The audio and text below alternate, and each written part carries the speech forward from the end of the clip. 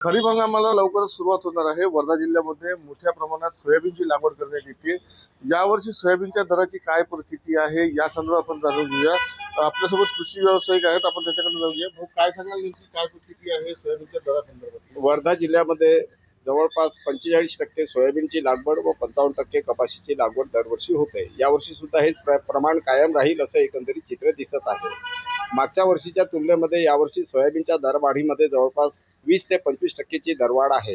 याचं कारण असं आहे की खुल्या बाजारामध्ये साधं सोयाबीन सुद्धा 75 ते 80 रुपये प्रति किलो या दराने खपत असल्यामुळे जे मार्केटमध्ये जे बियाणं उपलब्ध आहे त्याची किंमत 120 रुपये प्रति किलो पासून तर 140 रुपये प्रति किलो पर्यंत आहे।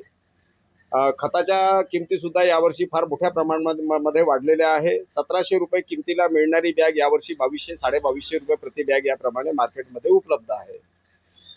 खरीप हंगाम सुरू लवकरच होत असून पाहिजे त्या प्रमाणामध्ये सोयाबीनची मागणी शेतकऱ्याकडून अजूनपर्यंत नोंदवलेली नाही। परंतु एक 3-4 दिवसामध्ये सोयाबीन फार मोठ्या प्रमाणामध्ये शेतकऱ्यांच्या घरी जाईल असं एकंदरीत चित्र दिसत आहे। या सगळ्या गोष्टीमुळे शेतकऱ्यांचा उत्पादन खर्च जवळपास 20 ते 25% वाढेल असं एकंदरीत चित्र दिसते।